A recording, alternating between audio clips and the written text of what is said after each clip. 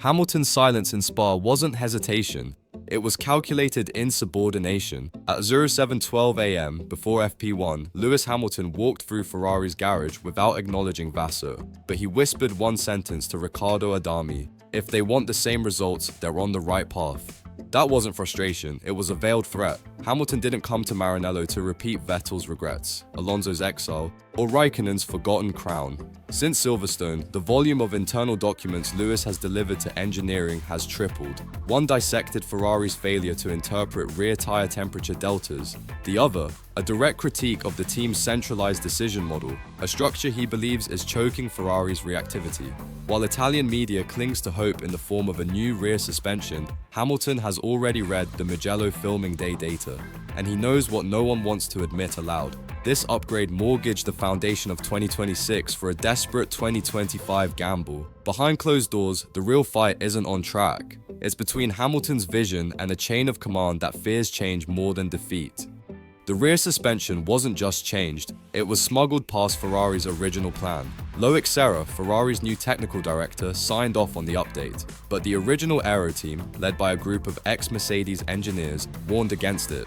Their simulations showed instability in low-speed corner transitions. They advised delay. The response? Silence. Then, override. Someone higher up, not Vasseur, pushed it through, and Hamilton knows exactly who. Because this isn't about performance alone, it's about control. Hamilton has been testing political boundaries since day one in Maranello. His sprint win in China bought him leverage, his document trail built pressure, but it was Mugello that exposed the fracture. After that filming day, telemetry showed a brief gain in downforce, but a dangerous oscillation under load. Ferrari isn't just risking inconsistency, they're risking a war between philosophies, one built on legacy, the other on urgent evolution, and in the middle stands a driver who no longer cares about diplomacy, only results. Hamilton didn't join Ferrari to integrate, he came to provoke rupture, and the first crack has already split the foundation. Ferrari didn't upgrade the car, they detonated a timeline. Introducing a structural suspension change mid-season, especially with 2026 regulations looming, isn't a development move, it's an act of desperation. In Spa, while the paddock praises Maranello's boldness, insiders whisper a different word: sabotage. This was not in the original 2025 roadmap, but after Hamilton's internal memos, pressure escalated. Ferrari needed a gesture, visible, immediate, theatrical. The new rear arm geometry lowers ride height capabilities by several millimeters. In theory, it improves floor efficiency. In practice, it narrows the setup window drastically. A gamble, one mistaken calibration, and the SF25 becomes undrivable. Hamilton is aware. That's why he requested raw suspension telemetry before the car even hit the track, bypassing usual chain of command. This isn't Hamilton fighting for wins, it's him rewriting how Ferrari defines priority. The new setup doesn't favor Leclerc's style, and that's no coincidence, because in a team full of ghosts, from Schumacher to Vettel, Hamilton just carved his first mark into the marble walls of Maranello, and it echoes like a threat. Leclerc smiled in the briefing, but Hamilton's eyes didn't blink. Behind the cordial facade of Ferrari's driver pairing, a silent war brews. In Thursday's technical debrief, Charles praised the team's efforts, calling the new suspension a step forward. Hamilton didn't speak, he waited. Then, with a calm tone and surgical coldness, asked, "Did you run the Mugello dampers with the old geometry or the revised configuration?" The room froze. It wasn't a question, it was a trap. Because only one version had shown corner entry gains, and Hamilton knew which. The implication was brutal. Either the team was withholding data from him, or they were blindly following wishful engineering. Both answers were damning. Leclerc shifted in his seat, engineers exchanged glances. Vasseur scribbled something without looking up. Hamilton had just made a statement without raising his voice. Control the setup, control the narrative. Since joining Ferrari, he's been dissecting more than car balance. He's studying behavior, timing, reactions. In a team built on image, he's targeting substance. And that question, it wasn't about dampers, it was about dominance. This isn't development, while it's civil war in carbon fiber. Ferrari's new rear suspension wasn't validated in a full race simulation. Instead, it was rushed through under the guise of a filming day at Mugello, a loophole Hamilton immediately flagged. During that session, telemetry revealed a spike in longitudinal instability under braking. The official report called it within tolerance. Hamilton's private notes called it a future DNF waiting to happen.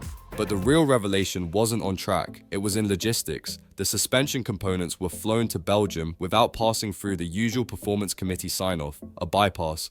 Authorized by whom? Sources inside the factory say it came from Serra's office, but not under his name. Hamilton smells the power play, and he's using it. He's begun informal one-on-one sessions with key engineers, outside team structure. At Ferrari, that's not collaboration, that's rebellion. The rear end of the SF-25 may now ride lower, but the political stakes have never been higher. This upgrade wasn't aimed at McLaren or Red Bull, it was aimed internally, to silence the warnings, rush the optics, and prove Hamilton wrong. Only, it's having the opposite effect. He's never sounded more certain. Hamilton didn't just inherit a red car, he inherited every unresolved wound in it. Ferrari isn't just battling technical inconsistencies, it's haunted by legacies unfinished. Alonso's exit, Vettel's disappointment, Raikkonen's lonely title, each left scars buried in protocol, trust, and fear of risk. And now, with Hamilton walking those same corridors, every unresolved fracture is being forced into the light.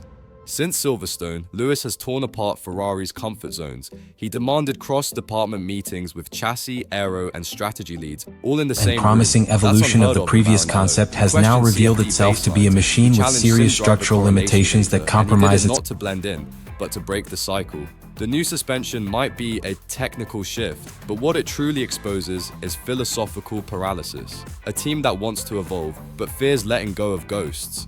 And Lewis, he's not here to chase Ferrari's past glory, he's here to bury it. That's why his focus isn't just on 2025, it's on the architecture of 2026, where influence now means legacy later, and every move he makes today rewires who controls that future, quietly but relentlessly. The fight isn't against Red Bull, it's inside Ferrari's own command chain. While the media obsess over Verstappen and McLaren, Hamilton has identified the true opponent, inertia. In Thursday's internal review, a senior engineer referred to the new suspension package as temporary optimization. Hamilton cut in. Temporary solutions create permanent habits. The room fell into silence, not because of the phrase, but because it echoed what many feared to admit. Ferrari's leadership is fragmented. Serra wants structural innovation. Vasseur seeks political balance, the aero team wants caution, Hamilton wants victory, and in that clash of directions, every session becomes a referendum on control. Even Leclerc feels the tremor. During a closed simulator session earlier this week, he reportedly asked if the baseline setup was Hamilton biased. That phrase leaked. It confirms what insiders suspect. Maranello now orbits two centers of gravity. Hamilton doesn't need everyone to follow, just enough to tip the scale. And this new suspension isn't a solution. It's a litmus test, not of the car's balance, but of the team's allegiance.